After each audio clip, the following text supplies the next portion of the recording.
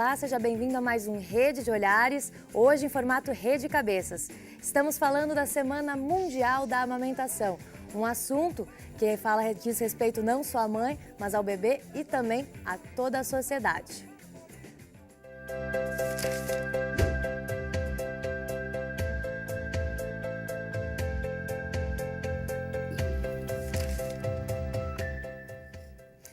Para falar sobre esse tema, a gente recebe aqui várias mulheres, mães, no estúdio da UX TV. Vou começar apresentando então a Roselaine Frigeri, que é historiadora, mãe, advogada e integrante da Marcha Mundial das Mulheres. Seja bem-vinda. Também recebemos a Tatiana Andriola, que é psicóloga. Também na mesa conosco a doutora Mayra De Carli, que é médica pediatra e coordenadora da iniciativa Hospital Amigo da Criança e também é nossa professora aqui da universidade. Também recebemos a Natália Barella, que é historiadora, mãe e focalizadora de danças circulares. Gente, para iniciar esse bate-papo, eu gosto muito de começar os bate-papos trazendo alguns dados de estudos que são realizados. Eu vou pegar aqui um que eu achei muito interessante, que é segundo um estudo publicado no jornal britânico The Lancet, que inclusive esse estudo foi liderado por um pesquisador aqui do Rio Grande do Sul. Mais de 800 mil mortes de recém-nascidos seriam evitadas por ano, o que dá 13% de todas as mortes de crianças de até 2 anos. Isso teria um imenso impacto na saúde global. Tudo isso podia ser evitado apenas se as mães dessem de mamar para os seus bebês, não é mesmo, doutora? Esse trabalho ele foi feito pelo César Victor, que é um pediatra, que é um grande orgulho nosso aqui no estado e que tem trabalhado muito nessa área de educação infantil, saúde infantil, e realmente a gente sabe que o aleitamento materno é considerado o padrão ouro na redução da mortalidade infantil, na morbimortalidade infantil. É a medida que tem o maior impacto, assessorado por outras medidas, como imunizações, alimentação complementar, saneamento, isso tudo, mas certamente nenhuma medida tem um impacto tão grande quanto o aleitamento materno. Então, são dados assim impressionantes, muito realistas. Tem um dado muito interessante no estudo também, desse mesmo estudo, que ele fala que a amamentação em países pobres, o índice de amamentação em países pobres é muito maior do que em países ricos. Se pegar, por exemplo, a Dinamarca, que é um país de primeiro mundo, a porcentagem de mães que dão de mamar para os seus filhos é menor do que um país de terceiro mundo. Por que isso acontece, doutora? Isso tem muito a ver com o aspecto sociocultural. Se comenta que a amamentação ela é um ato instintivo e até certo ponto, mas sofre profundas influências socioculturais. Vamos trazer aqui para o Brasil. O Brasil é um continente. Os índices de amamentação na região norte e nordeste é significativamente maior do que na região sul e sudeste.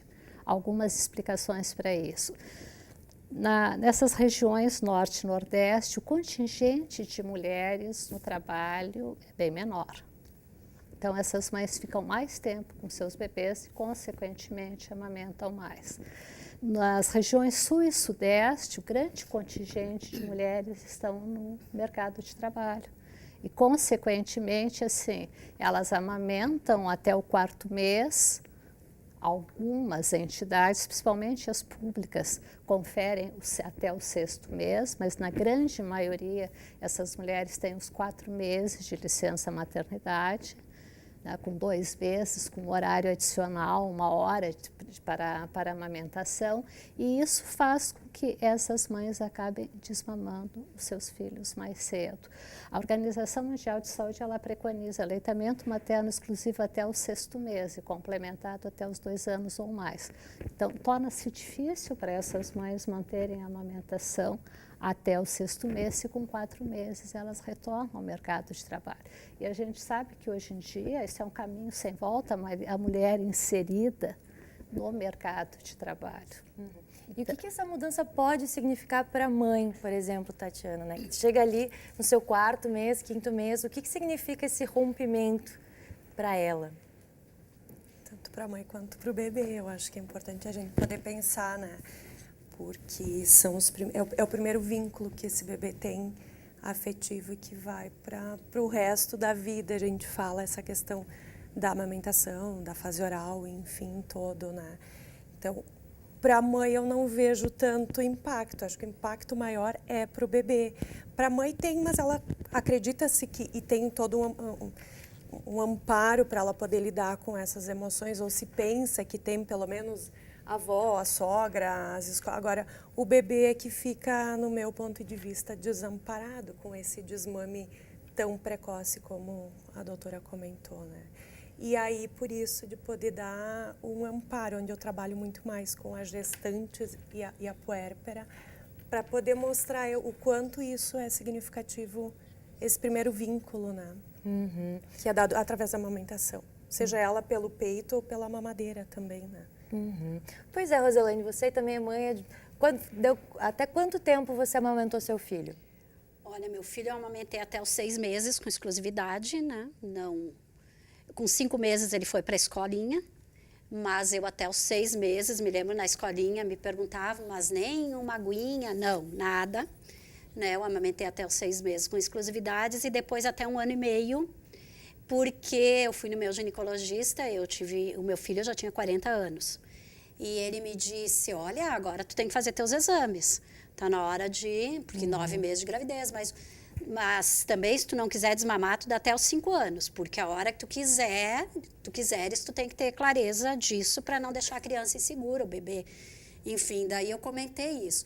Mas a Organização Mundial da Saúde recomenda até os 2 anos. Aí ele me disse, bom, mas isso não é tanto na nossa... Então, por isso que eu acho, na nossa comunidade, que não é uma criança carente, enfim... Aí eu tive que tomar um remédio na época para desmamar com 1 ano e meio, deixar de ter leite, ficar um dia longe dele, porque eu ainda tinha e ele queria. Mas foi bem tranquilo, assim, tanto para mim quanto para ele. Por isso que eu acho até que, claro, não é o objetivo do programa, que a gente não vai conseguir aprofundar, mas essa questão da diferença entre países desenvolvidos e menos desenvolvidos, norte, sul, nordeste, eu acho que é uma questão cultural, social e econômica também. Mas eu vejo algum preconceito ainda de mulheres com condições de amamentar aqui na região sul, ou pessoas de classe alta, que simplesmente preferem entrar com aqueles leite, complementos, por uma questão, às vezes até de desinformação ou de... Eu conheço mulheres que dizem que não gostam de amamentar, que não querem amamentar. E eu acho que tem outras mulheres mais, porque se a gente pensar na alimentação, além da saúde para a vida inteira, para a criança, para a própria mãe, né? Acho que já está comprovado que os índices de possibilidades de alguns certos cânceres ou coisa assim, para quem amamenta é menor, né? Não é a minha área, mas pelo menos que se saiba disso, né? Tem toda a questão ambiental, porque a partir do momento que tu está amamentando, tu não gasta nada, né? Tu não consome outro tipo de produto, é econômico, né? Uma criança até os 6 meses e também é muito prático, porque está pronto o leite, está quente, está na hora, está a todo momento.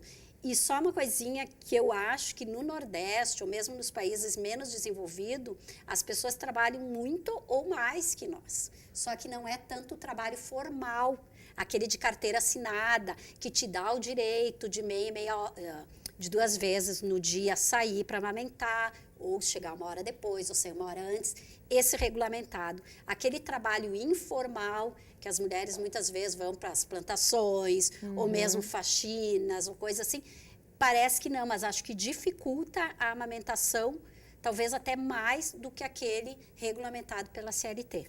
Segura um pouquinho que eu quero voltar nessa questão contigo daqui a pouco, mas antes a gente vai mostrar o material que a nossa equipe de reportagem preparou, falando aí a respeito da importância da amamentação, né? Mesmo aquelas que não podem dar de mamar com o próprio seio, também podem fazer de outras formas. Confira. O leite materno é a fonte de alimentação primária de um bebê e tem vantagens que nenhum outro alimento oferece. Só que às vezes é feito de uma maneira um pouco diferente da convencional. Bernardo nasceu de 26 semanas e só consegue ser alimentado por sonda. Isso não impede Andriele de dar o seu leite para o filho.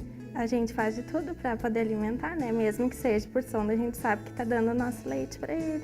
Bom, aqui no hospital as mães têm o lactário, onde elas têm todo o amparo, né, para fazer essa retirada do leite. Elas recebem do lactário um pote estéril, onde elas vão fazer essa coleta, touca e máscara. Então elas se paramentam, fazem uma boa higiene das mãos e aí fazem a ordenha desse leite para poder ser dado para o seu bebê. A partir do momento que ele começou a tomar meu leite, ele, sabe, desenvolveu a criança que ele chegou e hoje ele está bem mais esperto, assim, tudo ajudou ele. Todos os dias, ela e o marido Gustavo acordam às 4 horas da manhã e saem da cidade de Canela, a 90 quilômetros de Caxias do Sul, para alimentar e ficar bem pertinho de Bernardo. Se no momento, é a única coisa que pode fazer por ele, para ele até pegar o peso, né? Logo depois que ele pegar o peso, ele vai poder ser amamentado no peito. E com isso vai fazer ele logo vir para casa, né? Essa é a expectativa. Essa é a expectativa. Porque a cada dia que a gente estando aqui do lado dele, né? Mostra para ele que a gente está aqui para ajudar ele, né? Ele vê que o pai e a mãe tá junto.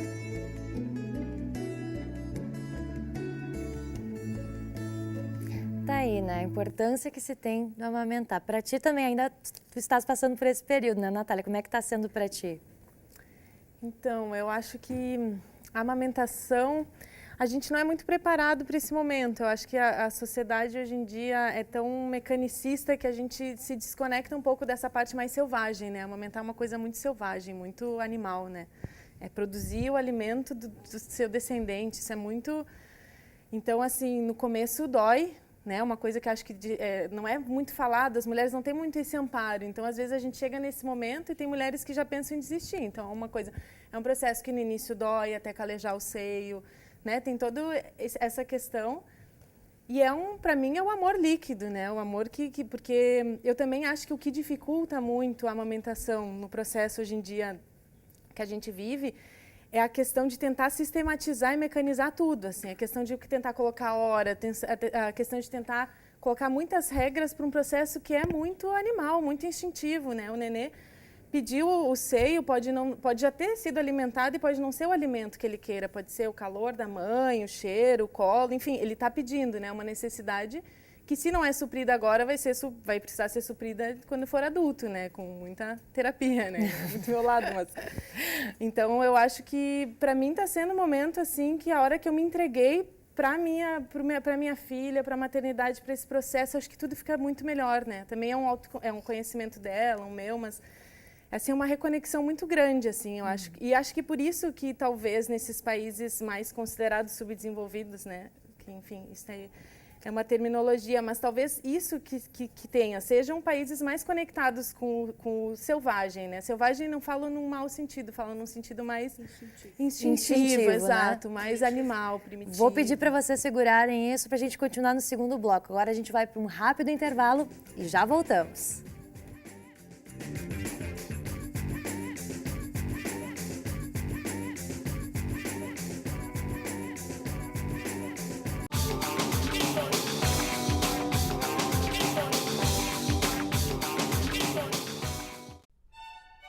Acompanhe pela UX TV a mais tradicional manifestação de fé da região nos domingos de manhã. Missa Dominical, direto do Santuário de Nossa Senhora do Caravaggio, em Farroupilha. Logo após, acompanhe a palavra do Bispo Diocesano de Caxias do Sul. Missa Dominical, ao vivo às 11 da manhã. Na UX TV, canal de identidade.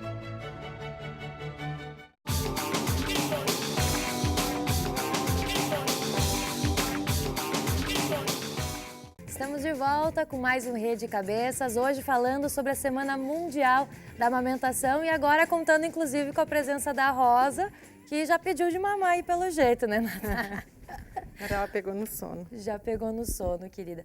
Bom, uma das coisas que a gente estava discutindo aí durante esse intervalo foi a questão de alguns mitos que são ditos e repetidos e às vezes não confirmados, né, doutora Mayra? O que você mais ouve nos consultórios que as mães chegam com dúvidas para ti? Olha, em primeiro lugar, os mitos e tabus comprometem muito a amamentação. Tá? Algumas coisas assim, a importância do pré-natal. O pré-natal, aquele momento assim, em que essa mãe vai ser preparada para parir o seu bebê, mas a amamentação é uma sequência desse ato, né? Esse é um primeiro momento. Então, o preparo das mamas para amamentar. E aí já entram os tabus.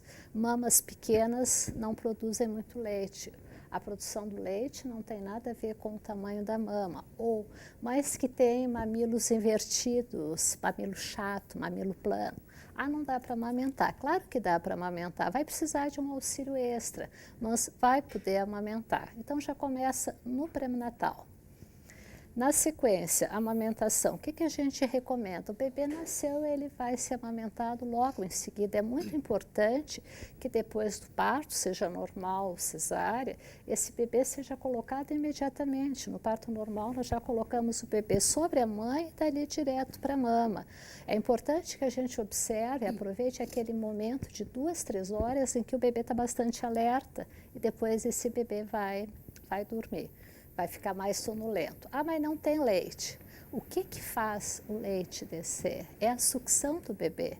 Então, nós temos que aproveitar aquele momento em que o bebê está mais acordado, está mais alerta, para colocá-lo para sugar.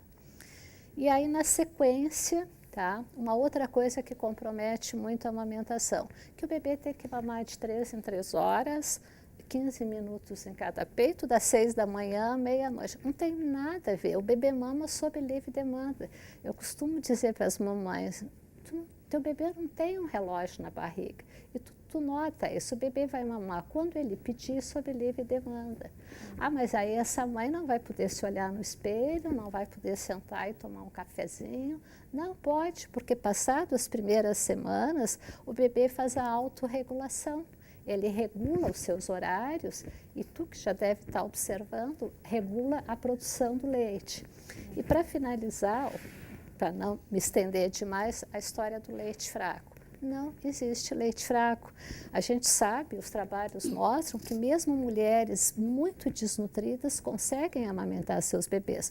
Podem faltar algumas vitaminas, pode ter um teor um pouco menor de gordura, mas é um leite bom para o seu bebê. Então, não existe leite fraco. Ah, mas se eu dou mamadeira do leite da latinha, o bebê dorme 3 horas. Se eu dou o meu leite, dali a 1 hora ele quer mamar. É que o leite do peito, ele tem uma digestibilidade. Ele é feito próprio para o bebê, então ele é rapidamente digerido, correto? E uma outra coisa que também, aí entra a importância de que essa mãe seja orientada, seja trabalhada, esvaziar bem a mama. Porque o leite do início da mama é diferente do leite do fim da mama. O leite do fim da mama tem mais gordura. Aquele bebê que mama um pouquinho num seio, no outro sem esvaziar, não tira o leite do fim, que é o leite gordo, que compromete a saciedade do bebê, inclusive acaba comprometendo a produção do leite. Pois é. Que essa questão de que é tudo uma maravilha, a amamentação, maternidade é tudo maravilhoso. É assim que elas encaram mesmo ou não? Então, elas chegam no consultório bem com essa fantasia, com a Disney cor-de-rosa ou azul, né? Muito, e a realidade é um pouco diferente, né, Natália? Ou enfim, para quem é mãe, eu também sou. Então, é uma coisa que eu acabo trabalhando muito com elas e trazendo elas muito para a realidade, porque a maternidade faz com que a gente se reconecte com nossas questões, com a nossa infância, com a nossa vida com a mãe, com o pai, né, como foi a nossa história. E isso é muito importante. E isso na hora da amamentação passa muito essa questão da história da mãe, né? Então é importante poder estar olhando para isso. E aí o choque de realidade no dia a dia, eu digo que as 24 horas nos primeiros meses demoram para passar, né? E onde elas veem, assim, as mães chegam, ai, mas é tudo muito lindo, é tudo muito, ai, amamenta que depois, né, só passa para a avó, passa para... E aqui a gente falou antes ali da questão de, eu acho que quem tem classe um pouco mais, a classe alta, a classe média, que acaba amamentando menos, acho que tem um pouco de limiar menor para poder estar suportando as 24 horas com o bebê, que é pesado, não adianta, né? Assim, é tudo lindo e maravilhoso. Tem o seu, é cansativo. Hoje de manhã mesmo, eu falando com uma pessoa que um bebê está com um filho de 1 ano e 8 meses e eu tive que deixar na casa do pai e da mãe porque eu não consigo dormir. Tá pesado, tá difícil, eu não consigo lidar, enfim. Então, são coisas que acabam ficando difíceis. Que pesa um pouco, né? Que isso ninguém nos conta, só nos conta que é lindo, só conta que depois. É maravilhoso, e depois a gente precisa descobrir sozinha, e aí vem. E aí, muitas vezes, que saco ter que amamentar, que saco, porque cria uma dependência, né? Eu não posso dar uma volta, porque o peito vai junto.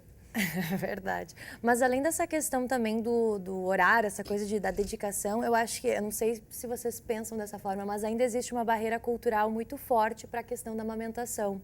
Não sei se vocês sentem ainda isso, porque vamos pegar, por exemplo, até 3 ou 4 anos atrás, alguns estabelecimentos comerciais de Caxias não permitiam a amamentação em seus estabelecimentos.